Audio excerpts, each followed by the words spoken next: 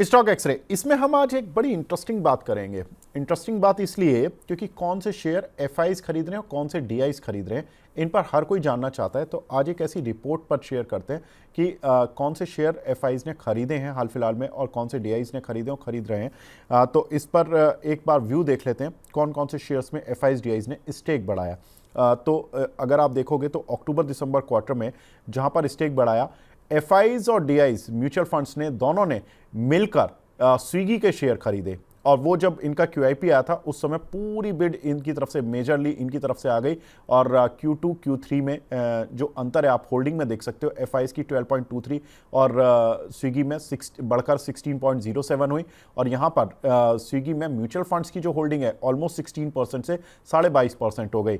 ऐसी तरह से महाराष्ट्र बैंक में भी आया था, अभी जो ओएफएस सरकार ने दिया था उसमें पूरा का पूरा लगभग इंस्टीट्यूशन उठाकर ले गए। एफआईज और म्यूचुअल फंड्स ने पूरा स्टेक भर लिया है। सुजलॉन में एफआईज ने स्टेक बढ़ाया, बड़ा इंटरेस्टिंग काउंटर है। और जीएम ब्रीवरीज में एफआईज ने अच्छा स्टेक उठाया, डीआईज ने मार्जिनल स्टेक बढ़ाया। लेकिन एफआईज और डीआईज की रडार पर जीएम ब्रीवरीज, महाराष्ट्र बैंक और स्विगी हैं, और सुजलॉन केवल एफआईज की रडार पर पॉजिटिव आया। एक एक करके लेते हैं। स्विगी, प्रदीप भाई, ये काउंटर एफआईज अगर इतना अच्छे से, एफआईज डीआईज इतने अच्छे से स्टेक उठा चुके हैं, तो ये काउंटर चल क्यों नहीं रहा? मतलब इसमें क्या स्पीड आनी चाहिए, किस तरह की स्पीड आनी चाहिए? बढ़िया है कि ये थोड़ा लास्ट 2-3 हफ्ते से नीचे आ रहा है। 345 के आसपास का प्राइस है। स्टैगर मैनर पे बाय करने का सलाह रहेगा। और मुझे लगता है कि एक बार ना आपको 315 320 इस लेवल पे मिलता है तो डेफिनेटली आपको बाय करना चाहिए विथ स्टॉप लॉस ऑफ 290। थोड़ा मैं लंबा व्यू इसलिए दे रहा हूँ क्योंकि ओवरऑल स्टॉक का जो अभी का स्ट्रक्चर है वीक है। और मुझे लगता है कि अगर नेक्स्ट 15-20 दिन, एक महीना ये थोड़ा वीकनेस और इंक्रीज होता है तो आपके लिए एक बहुत ही बढ़िया बाइंग अपॉर्चुनिटी होगा। अगर किसी का buying by chance 400 and above है तो आपके लिए अभी भी एक अपॉर्चुनिटी है एवरेज करने का। मैं एक्चुअली स्विगी जोमेटो दोनों काउंटर पे मेरा व्यू पॉजिटिव है, नीचे आ रहा है। एंड रिसेंटली हमने देखा राघव चड्ढा जी ने भी जो संसद में जो प्रस्ताव रखे थे, गवर्नमेंट ने उसको अप्रूव किया, जो 10 मिनट डिलीवरी का वो अभी डिसकंटिन्यू हो रहा है। कहीं ना कहीं थोड़ा बहुत नेगेटिव इम्पैक्ट शॉर्ट टाइम में एक रिएक्शंस स्विगी के ऊपर आया है। बट ज्यादा नीचे मैं देख नहीं पा रहा हूँ। मुझे लगता है कि 310 315 मैक्सिमम यहाँ से ही एक बेस बनाएगा। और हो सकता है कि 325 में भी बेस बना दे। लेकिन एक स्टैगर मैनर पे व्यू रहेगा, बाय ऑन डिप करने का सलाह रहेगा। और जिनके पास है बिल्कुल आप बने रहिए। अगेन मैं स्टॉक को 400 एंड अबव जाते हुआ देख पा रहा हूँ। ठीक है। तो अगला काउंटर सर, जो कि महाराष्ट्र बैंक का, कल नतीजे भी आए थे, हमने बात भी की थी महाराष्ट्र बैंक के नतीजों पर। देखिए नतीजे भी अच्छे आए, शायद इंस्टीट्यूशन इसीलिए बुलिश भी हो रहे हैं। उनको पता है कि कंपनी किस तरह की ग्रोथ दिखाने वाली है और ग्रोथ दिखा भी रही है। उन्होंने पहले से स्टेक लिया हुआ था, आई थिंक 54 या 56 रुपये के आसपास का इसका फ्लोर प्राइस था, जो अभी इनका क्यूआईपी ओएफएस आया था और इसमें सरकार ने अपना स्टेक कम किया था, लेकिन इंस्टीट्यूशन ने इसमें स्टेक बढ़ाया और अच्छे से बढ़ाया। डीआईज ने तो, एफआईज ने तो अपना स्टेक लगभग डबल कर लिया और डीआईज ने भी अपना स्टेक 10% से बढ़ाकर 13.5% कर लिया। सर कहाँ लग रहा है ये काउंटर जाता हुआ? देखिए आज भी ना डे हाई था, सुबह सुबह मार्केट ओपनिंग होने के बाद तुरंत 5 मिनट के अंदर ही अंदर स्टॉक ने अपना टॉप बनाया था 67.74 के आसपास। मुझे लगता है कि एक बार 73 तक ये जाने के लिए रेडी हो रहा है क्योंकि 73 में एक रेसिस्टेंस है। बिल्कुल जिनके पास बने ऑलरेडी है तो आप बने रहिए। 73 अगर ब्रेक होता है उसके बाद नेक्स्ट टारगेट होगा 82 का। 82 83 भी पॉसिबल है। तो अभी तो फिलहाल होल्ड करने का ही सलाह रहेगा। एक स्ट्रिक्टली स्टॉप लॉस आप 61 पे मेंटेन कीजिए क्योंकि अगर इसके नीचे आता है तो इसीलिए मैं स्टॉप लॉस ज्यादा दे नहीं रहा हूँ 61 पे। अगर नीचे चला जाएगा तो ये शॉर्ट टर्म में उतना मोमेंटम रहेगा नहीं। 67 का आज भी हाई था। तो अभी तो फिलहाल मैं 73 तक जाता हुआ देख पा रहा हूँ तो फिलहाल होल्ड करने का ही सलाह रहेगा। ठीक है। अगला शेयर सुजलॉन, बड़े लोग फंसे हुए हैं प्रदीप भाई, लेकिन सुजलॉन है कि हिलने का नाम नहीं ले रहा और हिल हिल के नीचे ही आ रहा है, और जबकि एफआईज स्टेक बढ़ा रहे हैं। कहाँ जाएगा, क्या होगा इसका? मुझे लगता है कि सुजलॉन को करंट जोन से ना बाई करना चाहिए। और क्योंकि इसमें रिस्क रिवॉर्ड रेशियो बहुत फेवरेबल है। हमने देखा पास्ट में सुजलॉन का फंडामेंटल चेंजेस हुआ, और सुजलॉन 74 का हाई भी लगाया रिसेंटली। टेक्निकली मैं बात करूंगा, रिसेंटली अगर हम देखेंगे 46 चार्ट में, वीकली चार्ट में 46 45 में एक स्ट्रॉन्ग सपोर्ट है। लेकिन मान लीजिए थोड़ा आप और थोड़ा नीचे स्टॉप लॉस मेंटेन करते हैं 42 के आसपास, तो करेंट जोन से ज्यादा दूर नहीं हो रहा है। सो 42 के आसपास का स्टॉप लॉस, अगर स्टॉक ऊपर जाता है, जैसे ही स्टॉक फिर से 56 57 का लेवल ब्रेक करेगा ना, मेरा इसमें 1 साल का व्यू है मोटा मोटा। और मैंने इस दिवाली, लास्ट ईयर दिवाली में भी दिया था कि 50 से कभी भी 51 50 के आसपास प्राइस है तो बाय कीजिए, 42 का रहेगा स्टॉप लॉस, अभी 49 है।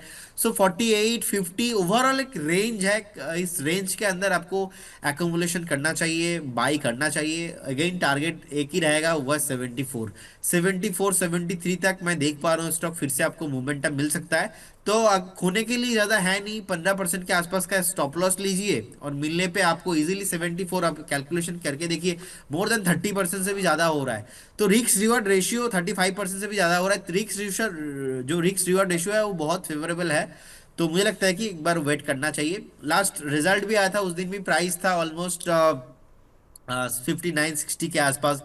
थोड़ा करेक्शंस हो गया बीच में, हेल्दी करेक्शंस के तौर पे मैं देख रहा हूँ, ऐसा सच है कुछ ब्रेकडाउन नहीं आया है चार्ट में। और जो करेक्शंस हुआ है थोड़ा बहुत टॉप से, हेल्दी करेक्शंस के तौर पे मैं देख देख रहा हूँ। सो मुझे तो लगता है कि बने रहना चाहिए। ठीक बात है। अगला शेयर जीएम रेवरीज। ये तो प्रदीप भाई मुझे आपसे पूछने की ज़रूरत नहीं है, इस पे तो बस जीएम रेवरीज नाम ले लिया, अब आप बोल दीजिए। देखिए मुझे लगता है कि शॉर्ट टाइम में जितना भागना था भाग चुका है, अब एक हेल्दी करेक्शंस के लिए नीचे आ रहा है, और स्टॉक का नेचर ही ऐसा है। ऐसा नहीं कि this is the first time, ऐसा नहीं है। इससे पहले भी हमने देखा कि अक्टूबर 21 में स्टॉक अपने ऑल टाइम हाई से 44% नीचे आया था, फिर से पूरा रिकवर हुआ। अच्छा, इससे पहले भी हमने देखा ऑलमोस्ट जुलाई 24 का जो टॉप बनाया था उसमें भी 35% नीचे आया, उसके बाद पूरा रिकवर हुआ।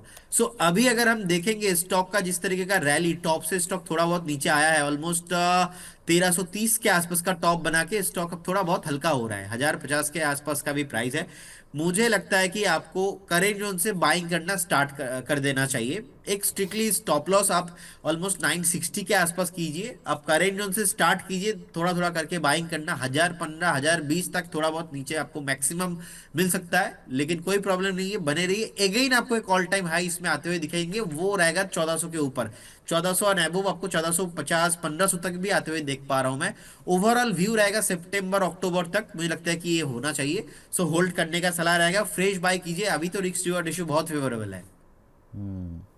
प्रदीप भाई, इसका शेयर की कहानी बता। ये भी रिजल्ट वाला शेयर है, रिजल्ट से 4-5 दिन पहले इसमें एक्शन शुरू होता है। और इसका जो आप बिल्कुल अक्टूबर, आपने सही बताया कि अक्टूबर में जैसे ये चला था, प्री रिजल्ट थोड़ा सा चला, और रिजल्ट जब अच्छे आ गए तो ये ज़बरदस्त चला। उस समय ये 700 रुपये की रेंज से ये 1300 की रेंज तक पहुंचा, और फिर इसमें प्रॉफिट बुकिंग शार्प आई, जो कि इसको लेकर आई करीब करीब 912 रुपये तक, और फिर इसने कंसोलिडेट किया, और अब ये शेयर दोबारा से 1328 पहुंचा रिजल्ट डे पर। लेकिन रिजल्ट डे पर हाई लगाने के बाद रिजल्ट अच्छे आए थे, नो डाउट, इसके result Q on Q Y O Y दोनों में बहुत अच्छे रिजल्ट्स थे। लेकिन जब शेयर ज़्यादा चल जाता है तो थोड़ी सी प्रॉफिट बुकिंग का शिकार हो जाता है, वही इसको झेलनी पड़ी है। लेकिन चूंकि रिजल्ट अच्छे रहे हैं, फंडामेंटल बेस अच्छा हो रहा है, वैल्यूएशन ठीक है कंपनी की, तो इसलिए अब यहाँ से प्रदीप भाई भी कह रहे हैं कि एक्मुलेशन शुरू कर देना चाहिए। और एक्मुलेशन रेंज उन्होंने बता दी कि कहाँ से लेकर कहाँ तक आपको एक्मुलेट करना है और स्टॉप लॉस क्या लगाना है। लेकिन प्रदीप भाई, टारगेट आप जो पहले दिया करते थे वो टारगेट अभी भी हैं क्या इस काउंटर पर? देखिए मुझे लगता है कि स्टॉक का नेचर ही ना थोड़ा हाई बीटा काउंटर है, और हमने कॉल भी दिया था संदीप जी का शो में, और उस दिन टारगेट अचीव हुआ, सेकेंड दिन भी चला, और आपके शो में आने के बाद मैंने अपडेट भी दिया था, रचित सर भी थे उस टाइम पे। तो दिसंबर में 20 के बात कर रहा हूँ, फेस्टिवल मूड भी थोड़ा बहुत था, तो ऐसे टाइम में ना ऐसे स्टॉक्स भागता है, तो टाइम से पहले ही स्टॉक भाग चुका है, बाकी हेल्दी करेक्शन चल रहा है। मुझे लगता है कि आप अगर ओवरऑल देखेंगे पास्ट में भी 30 40% का तो एक बार आप मूवमेंट रहता ही है, मतलब जब टॉप से नीचे गिरता है ऊपर से, तो 30% तो एवरेजली आप मान लीजिए ऐसे स्टॉक्स में वॉलेटाइल रहता ही है। तो अभी अगर हम देखेंगे वैल्यूएशन उतना हाई नहीं है कि स्टॉक 1300 के ऊपर है, अब ले नहीं पाएंगे, ऐसा नहीं है। करेक्शंस आया है, और जैसा कि आपने बताया भी और हमने भी देखा कि फंडामेंटल बढ़िया है, और इम्प्रूव भी हो रहा है बैलेंस शीट। मुझे लगता है कि इजीली 1450 1500 के आसपास आपको प्राइस मिलेंगे। नेक्स्ट टॉप में बेचना है, उससे पहले मैं बेचूंगा नहीं। अगर आपके पास है पोर्टफोलियो, मैं तो बोलूंगा आप बने रहिए। मैं बेचूंगा एक बार टॉप होने के बाद, जैसे कि मैं डिफेंस में बात करता हूँ कि Paras defence and all kind of thing हम बात करेंगे, एक बार टॉप में बेचेंगे, उससे पहले नहीं। वैसे मुझे लगता है कि जेम वब्रिस में मुझे लगता है कि एक बार तो टॉप में बेचेंगे, अभी तो बिल्कुल नहीं। वैल्यूएशन कंफर्ट मिल रहा है, अभी तो फ्रेश बाय करने का टाइम है, एक्यूमुलेशन का टाइम है। ठीक है, तो एक्मुलेशन का टाइम है और आपको टारगेट्स और स्टॉप लॉस भी दे दिए गए हैं जीएम ब्रेवरीज में। तो ये कुछ एक काउंटर जहां पर कि एफआईज और डीआईज स्टेक बढ़ा रहे हैं और इनको आपको फोकस में रखना चाहिए। ठीक है प्रदीप भाई, आप हमारे साथ जुड़े, बहुत बहुत शुक्रिया। फटाफट से वो अपना जो 30 सेकंड वाला जो एक प्ले है डिस्क्लेमर वाला वो बता दीजिए। इन्वेस्टमेंट एंड सिक्योरिटीज मार्केट है सब्जेक्ट टू मार्केट। जितने भी स्टॉक्स को लेके मैंने बात किया, कोई भी स्टॉक्स पे मेरा है, हमारे कंपनी का कुछ भी पोजीशन नहीं रहता है। नो कॉन्फ्लिक्ट ऑफ इंटरेस्ट, ऐसा राय है हम क्लाइंटों को भी देते हैं। हो सकता है कुछ कॉल क्लाइंटों के पास हो, हमारे पास नहीं है। हाँ, एंड इन्वेस्टमेंट करने से पहले आपका पर्सनल एडवाइस सलाह जरूर लीजिए। बहुत बहुत धन्यवाद विवेक सर आपको एंड सारे व्यूअर्स को। Have a good day. Thank you Pradeep भाई, thank you so much for joining in.